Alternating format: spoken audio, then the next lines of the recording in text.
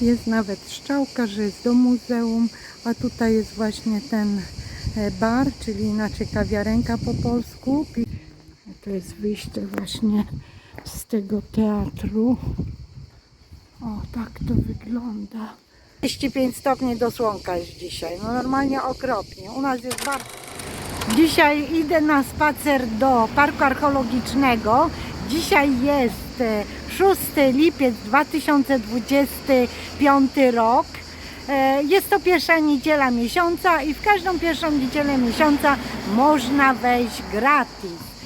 Ja idę sobie pospacerować do Parku Archeologicznego, usiąść sobie gdzieś w cieniu i poczytać książkę. Nie pojechałam nad morze, bo jest bardzo gorąco. Ja takich upałów nie znoszę. Dzisiaj do słonka mamy 45 stopni. Temperatura wody w Morzu Tireńskim jest 26 stopni, przecinek 4. Jest bardzo gorąca. Wchodzi się do morza jak do gorącej zupy. Ja Tobie pokażę dzisiaj wejście do Parku Archeologicznego. Dużo nie będę nagrywać, bo ja z Parku Archeologicznego mam też filmiki, ale coś tam Wam nagram, coś Ci nagram. Zaraz Ci pokażę, ile jest turystów na terenie Parku Archeologicznego, ile jest samochodów, o to mi chodzi. Gdyż tutaj na teren Parku Archeologicznego możemy wjechać gratis, zaparkować samochód i zwiedzać. Pamiętajmy, każda pierwsza niedziela miesiąca jest wejściem gratis do Parku Archeologicznego. Normalnie bilet kosztuje 18 euro, a całoroczny bilet, taki jak ja kupuję, kosztuje 40 euro. I tak, tutaj mamy zamek, tu jest ulica, która się nazywa Viale dei Romagnoli, czyli Aleja dei Romagnoli, i tutaj mamy wejście do Parku Archeologicznego, Area Archeologica di Ostia Antica. A tam widzicie w oddali dwa autokary, ale zobaczymy, ile jest samochodów na terenie właśnie parkingu. Parking jest gratis.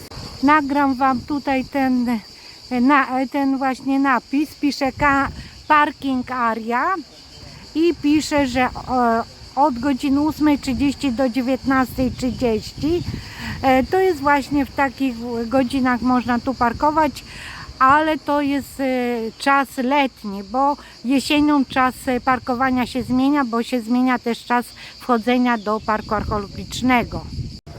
Ja stamtąd przyszłam, co Wam pokazuję, od zamku. Ojej, jaki kurz leci od tego samochodu. No właśnie, kurzy się, ja tu weszłam.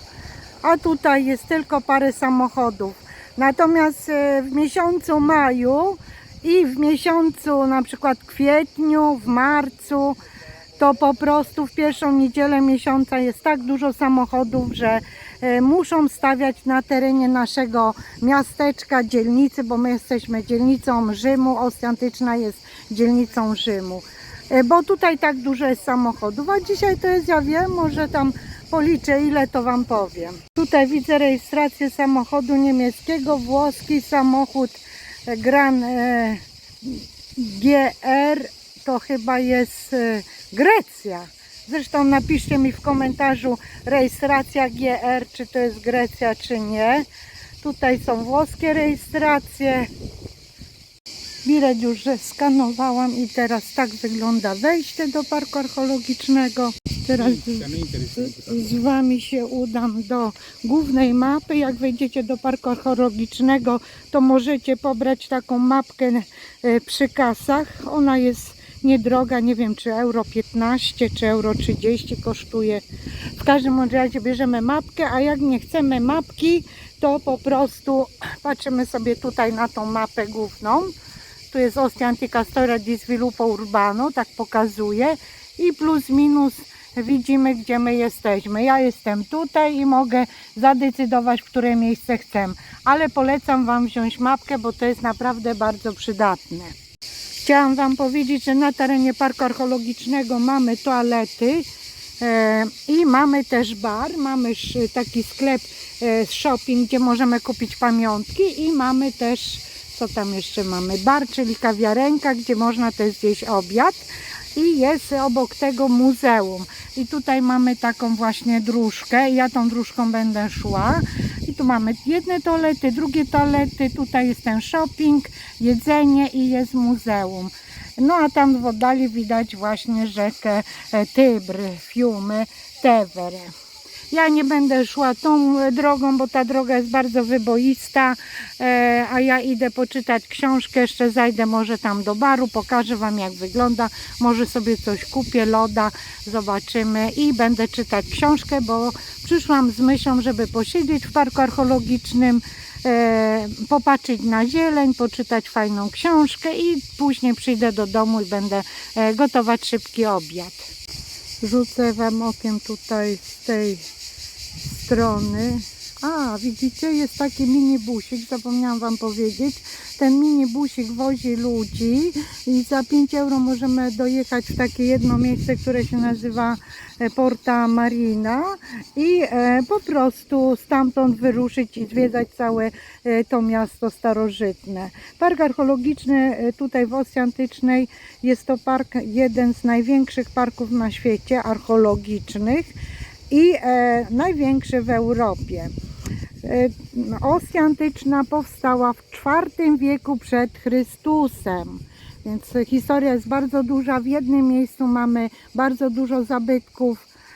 Polecam też wziąć sobie jakąś książkę, czy poczytać na YouTubie, czy na Google'u na temat tego miasteczka, dlaczego powstało, co i jak, bo tak to tylko będziemy chodzić i patrzeć na ruiny i nic więcej. A troszkę historii nam nie zaszkodzi. Wtedy jak przyjedziemy do Polski, będziemy mogli się poszczycić i powiedzieć parę słów na temat miejsca, które odwiedziliście.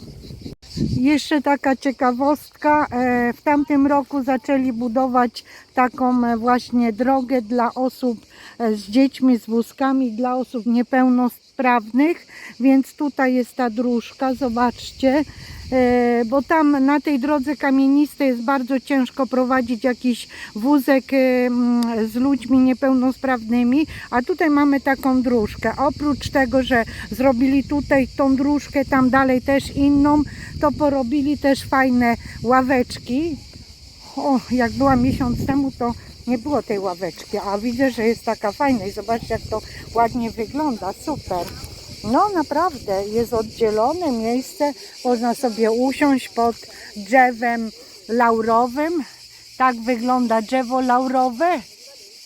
Takie drzewa laurowe dochodzą do 14 metrów wysokości. Powiem Wam kilka słów na temat liści laurowych, bo to jest bardzo ważne. Takie liście laurowe, jak o, ja mogę sobie urwać jednego tak żeby mieć w kieszeni taki fajny zapach. Liście laurowe mają takie znaczenie, że suszone liście laurowe wkładamy do kaszy, do mąki, do szafek, gdzie mamy różne makarony, bo zapach liścia laurowego odstrasza mole. I jeżeli chodzi jeszcze o liście laurowe, to powiem Wam, że jeżeli mamy suszone owoce w jakichś tam słoikach, to wrzucamy liście laurowe, bo odstraszają mole, to już powiedziałam, i wrzucamy też jakieś ziarna ryżu. Ryż pochłania wilgoć. Tak samo jeżeli chodzi o suszone grzyby, to grzyby wkładamy do słoika, one muszą być dobrze wysuszone i wrzucamy liście laurowe i trochę tego ryżu i możemy sobie trzymać długo takie właśnie suszone grzyby. Ja się zabezpieczyłam od słonka. Jeżeli ktoś przyjeżdża do Rzymu w tym okresie, czyli czerwiec, no już maj, bo w maju też mamy okropne słonko. Maj, czerwiec, lipiec, sierpień, wrzesień, aż do października, to musimy mieć nakrycie na głowie. W Rzymie jest nie do pomyślenia spacerować latem bez nakrycia głowy. Oprócz tego to jeszcze trzeba sobie nosić taki wiatraczek, żeby nas ochładzał, bo jak spacerujemy po Rzymie, to tak, kapelusz, wiatraczek i woda też, woda. Ja Wam zaraz pokażę, jak usiądę, jaki mam fajny wiatraczek. Wiatraczek dostałam 2 lata temu od mojego chrześniaka, ja i mój mąż, bardzo fajny, zadowolona jestem z niego i jak chcę, to Nawet jak jadę w autobusie, a jest słaba klimatyzacja u nas w autobusach, to się włącza taki wiatraczek i jest happy. Jestem happy. Także bardzo ważne jest nakrycie na głowę. No i oczywiście tutaj spacerując ze zwierzętami trzeba przychodzić bardzo wcześnie albo chodzić w miejscach, gdzie jest trochę cienia, bo zwierzak nie mógłby tutaj chodzić po tym starożytnym mieście, po tych ruinach, jak jest takie słonko. 45 stopni do słonka jest dzisiaj, no normalnie okropnie. U nas jest bardzo gorąco. Fala upałów dotarła do Polski, ale u nas jest wysoka wilgotność, my się pocimy jak, ja nie wiem, jak osły. Ja nie wiem, jak to nazwać. Dobra, widzimy się już przy barze, bo ja nie mam za dużo pamięci w moim telefonie, nagrywam telefonem, więc chcę zrobić nie za długi filmik, żebym mogła się później zmieścić w tym telefonie, bo inaczej to mi się pamięć skończy. Stamtąd przyszłam, poszłam tam z boku, są toalety, mało jest informacji, że są tam toalety, ale jak ktoś będzie chodził, będzie widział ludzie, że tam są, to znaczy, że toalety. Nie ma w ogóle informacji tak na tej dróżce. Natomiast tutaj z boku widziałam taki napis. No dobra, to tutaj są te toalety, bardzo fajne. Tam też można przewinąć dziecko i toalety są dla osób niepełnosprawnych, czyli bardzo duże. Jedna jest taka duża i tutaj jest ta dróżka i ja tu się kieruję i w tych budynkach mamy shopping, kawiarenkę z takim szybkim jedzeniem też i tam z boku mamy odnowione muzeum, bardzo nowoczesne, ale ja do muzeum nie będę wchodzić, bo tam jest klimatyzacja, a u nas jest 45 stopni, więc ja bym mogła dostać jakiegoś chyba nie wiadomo co, bo to będzie taki szok termiczny, więc ja nie będę wchodzić, ale jak wy przyjdziecie, możecie wejść i zwiedzać. Tylko chciałam wam powiedzieć, że jeżeli się wchodzi na bilet gratis do parku archeologicznego, to muzeum w tym dniu jest zamknięte, bo w pozostałe miesiące, pierwszą niedzielę miesiąca jest zawsze bardzo dużo ludzi, więc oni by nawet nie mogli ogarnąć tyle ludzi i nie otwierają muzeum. A tak normalnie jak wchodzicie na bilet w każdy inny dzień, to możecie sobie wejść do muzeum i zwiedzić, bo to jest w ramach tego biletu. I jeszcze jest taka informacja, co wam jeszcze chciałam powiedzieć ciekawego. Aha, że w poniedziałki ten park archeologiczny tutaj jest zamknięty.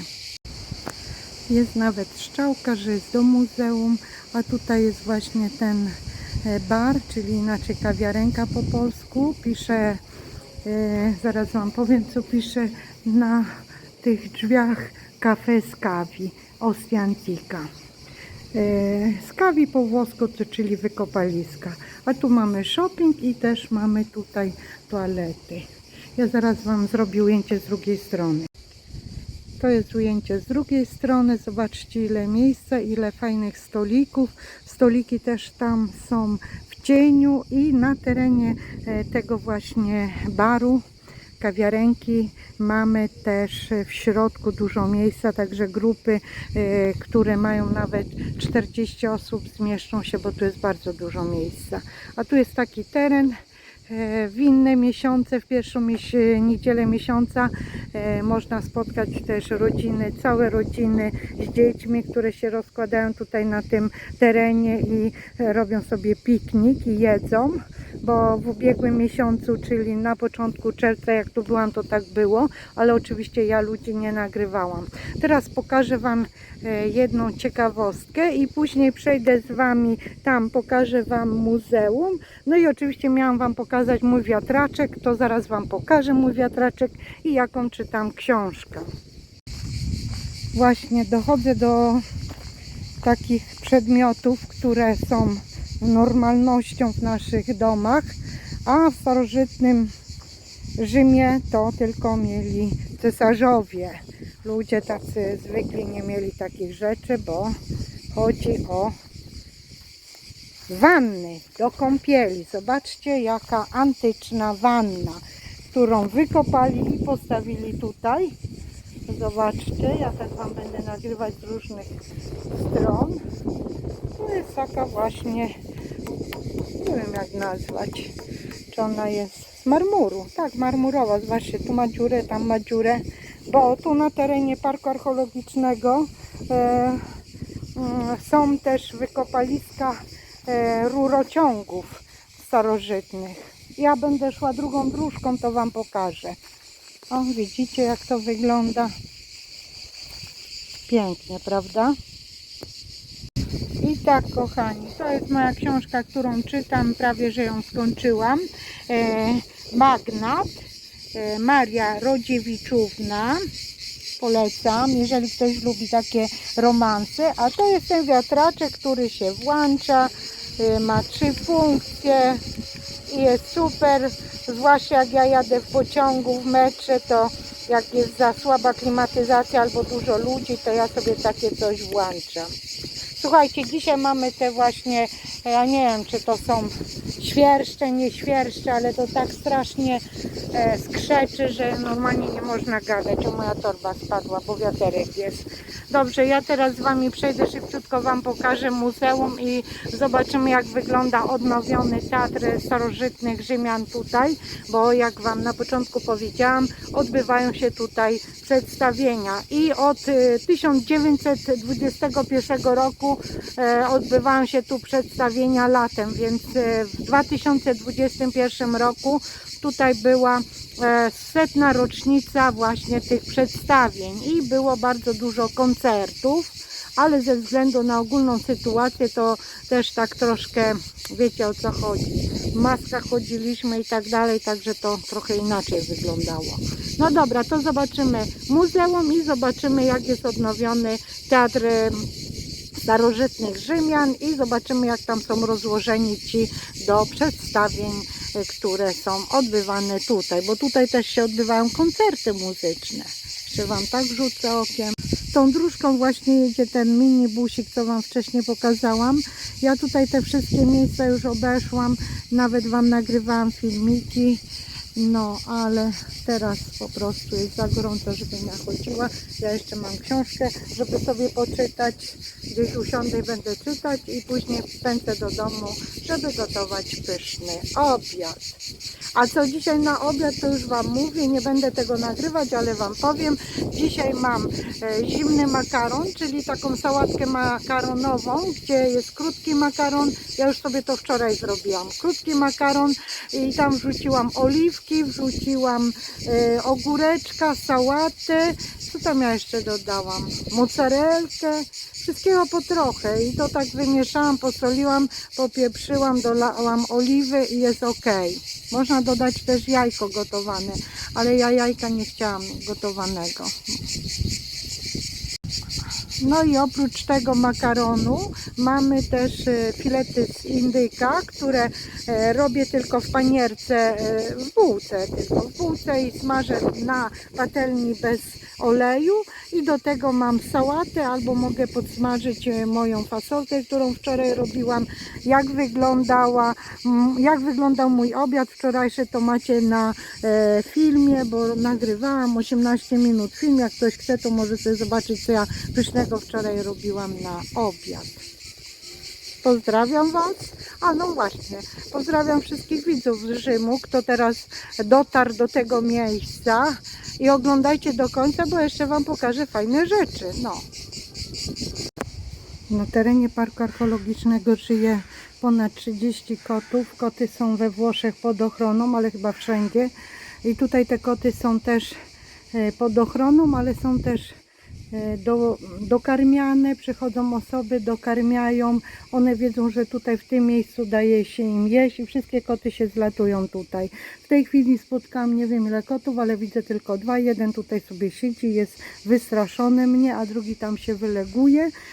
Ja przejdę koło niego, nic ci nie zrobię, koteczku, nic, nie bój się. No wiesz, on nie wie, czy ktoś na niego nie napadnie, czy nie, ale one przychodzą do osób, które je karmią. I tutaj tych kotów nie wolno dokarmiać, bo jest zabronione. Tylko mogą dokarmiać osoby, które są upoważnione. Mają jedzenie. Tutaj park archeologiczny kupuje dla nich jedzenie. No dobrze, ja już jestem przy muzeum i pokazuję wam, jak wygląda muzeum z przodu. O, i tak wygląda. Kilka lat odnawiali to muzeum. Naprawdę. Bardzo piękne, jest wszystko nowoczesne, bardzo dużo eksponatów jest w środku do zobaczenia i tam jest właśnie komputerowo, jest klimatyzacja, także jak wchodzimy, przenosimy się w inny świat. Ale jeszcze Wam wrzucę, co jest naprzeciwko muzeum, a naprzeciwko muzeum mamy tutaj takie piękne, starożytne budowle. To są wszystkie szczątki starożytnego miasta. Zaraz Wam pokażę, co tam jest na dole. Tutaj mamy właśnie zakopane kamfory. One nie nazywają się kamfory, tylko się nazywają dolie chyba, czy dalie. Muszę zobaczyć, jak się nazywają. I w takich właśnie tych, można powiedzieć, dużych kamforach, bo one mają 1000 litrów, przewożono na statkach zboże, olej, wino, inne produkty. I tak to tu wygląda. Zobaczcie, jak pięknie. Pięknie mamy te kwiaty. Tutaj też mamy te drzewa, które dają trochę cienia. To są drzewa pino. Z nich pozyskuje się orzeszki pinoli. Są specjalne lasy sadzone we Włoszech i ludzie produkują te orzeszki, które są bardzo drogie, bo 10 gram orzeszków u nas kosztuje około 3 euro. 10 gram, ja tak myślę. Już dawno nie kupowałam, bo nie robię pesta w domu, tylko jak od czasu do czasu chce mi się, to kupię gotowe i tyle. Ale używa się przede wszystkim do pesto albo do różnych innych sałatek, do jedzenia, do robienia ryb. Oczywiście mówię cały czas o orzeszkach pinowych. Stamtąd idę od muzeum i zobaczcie, jak tu jest pięknie. Można sobie usiąść na ławeczce i odpocząć, wypić coś dla ochłody, zjeść kanapkę, no i dalej zwiedzać. Ten park archeologiczny ma 120 hektarów, jest bardzo dużo miejsc do zwiedzania i ja myślę, że żeby go zwiedzić, tak naprawdę to trzeba z 2 dni, bo jest naprawdę dużo miejsca. Także jak przyjeżdżacie z wycieczkami, to tylko główne miejsca Wam pokażą, a jak przyjedziecie sami, to najlepiej przyjść z rana i chodzić sobie, spacerować, odpoczywać, delektować się pięknem i zaglądać we wszystkie zakamarki. A ja chwilę sobie tu usiądę i idę w stronę właśnie teatru.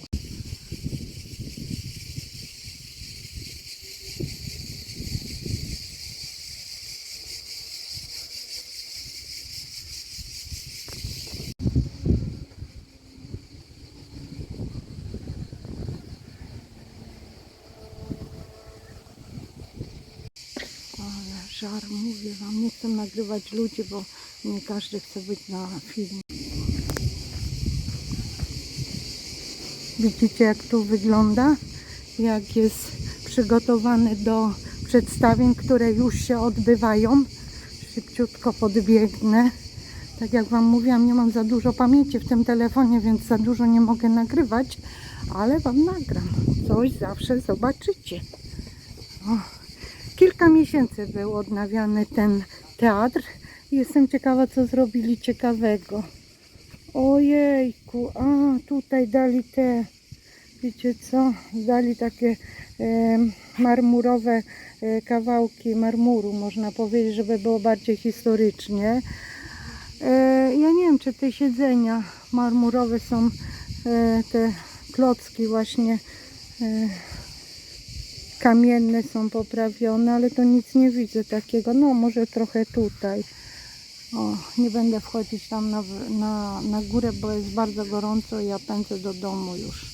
Muszę Wam powiedzieć, że jest naprawdę upalnie.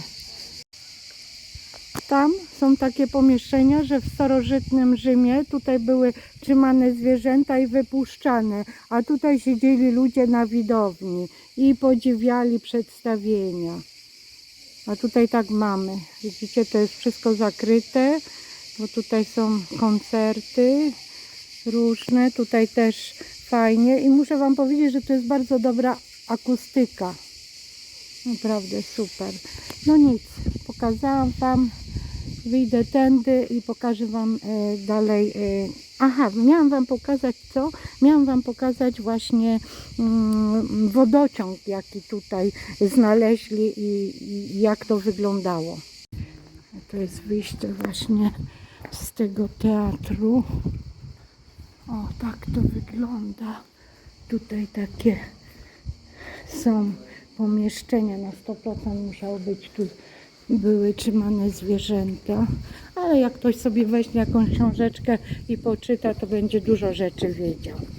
O, widzicie jak wygląda tutaj? O. Tak wyglądał teatr i tak wyglądało miasto. Tutaj jest rzeka Tybr. Miasto Ostia Antyczna powstało w IV wieku przed Chrystusem z potrzeb miasta Rzymu. Wybudowali to Rzymianie, aby mieć bliżej do Rzymu i dostarczać żywność. W IV wieku przed Chrystusem miasto Rzym miało 1 000 000 mieszkańców. A tutaj teraz tak to wygląda. Pokażę Wam. O, okej. Spacerując uliczkami starożytnego miasta Ostia Antyczna zawsze trzeba mieć wygodne buty, nie szpilki, tylko takie wygodne sportowe buty. No latem to oczywiście albo adidasy, albo otwarte, tak jak ja mam takie właśnie buciki sportowe, to są właśnie takie na chodzenie po takich kamieniach. No, już jesteśmy przy informacji, pisze Rete Idrika, czyli sieć wodociągów, jak to wyglądało. I tutaj zobaczcie, wykopali nawet starożytną rurę, gdzie przechodziła woda, a tu jest taka jakby studnia, można powiedzieć, tylko że to jest wszystko tam zakryte taką siatką i zaraz Wam pokażę, gdzie to się znajduje, bo to się znajduje z tyłu mnie. No, już idziemy. O, zobaczcie, to tutaj. Już Wam pokazuję. O. Że dobrnęłeś do końca tego filmu. Dziękuję za łapkę w górę, za komentarz, za subskrypcję. To wszystko jest ważne w rozwoju tego kanału. I widzimy się na następnym filmie. Pa! Ciao, ciao!